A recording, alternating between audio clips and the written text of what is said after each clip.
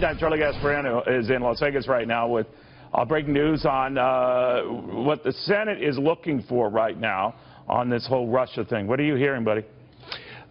You know, Neil, if you're worried about the Trump agenda being stalled by all this stuff, I mean, here's another reason to worry. What sources are telling my producer, Brian Schwartz, and the Fox Business Network is that the Senate Intelligence Committee will now be looking at this whole matter of what Trump said to the Russian diplomats. Again, these hearings are nothing to be sneezed at. They're you know, they get into the weeds. We're talking about classified information. Maybe he said nothing, but just the notion that the Senate Intelligence Committee, run by Senator Warner and Burr, who are, you know, Republican, Democrat, but these are pretty straight shooters. The fact that they're going to get into the weeds on this thing will tell you that the Senate is going to be preoccupied by Trump, Russia, and classified information for a long time. Yeah.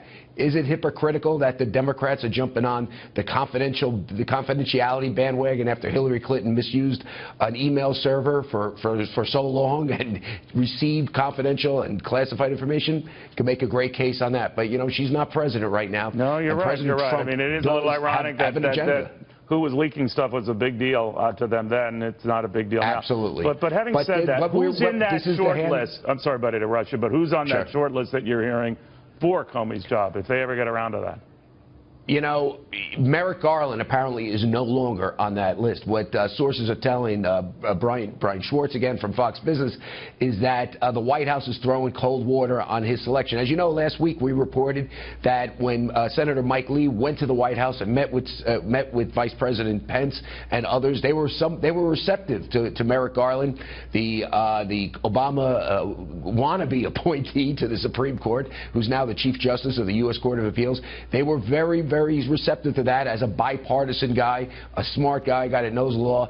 But now the White House, from what we understand, is throwing cold water on that. Maybe it's simply relating to the fact that Garland himself is throwing cold water on it, and they don't want to look that they're desperate.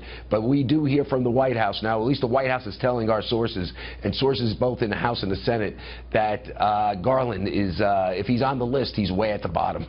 And the names that you hear is the names you've been hearing about: Rudy Giuliani, Chris Christie. I think those are difficult choices. Others that are less difficult, maybe Ray Kelly. It'll be really interesting to see who gets on who gets chosen, because, you know, unless you want all-out war in the Senate, it's got to be a bipartisan choice, given what Trump did with Comey, firing him amid this Russian investigation. And again, optics matter, as you know. Comey gave people the rope to hang him on early on. But if you're going to fire him, you fire him when you first get into office, as a lot of conservatives suggested that Trump did. The Wall Street Journal editorial page basically said he should have done that. You don't fire him in the middle of an investigation, which may turn out to be nothing. But again, optics matter. So that's what we're hearing now. It's going to have to be a bipartisan choice. We'll see what the president does. He is, as you know, Neil, unpredictable. For all I know, that's what I hear. He's going to put Rudy Giuliani up there. Or you. You never know. Or me. Or you. Of course. All right, we could do There's a bipartisan choice. Yeah, there you go. All right, buddy. Charlie Gasparino. Yeah.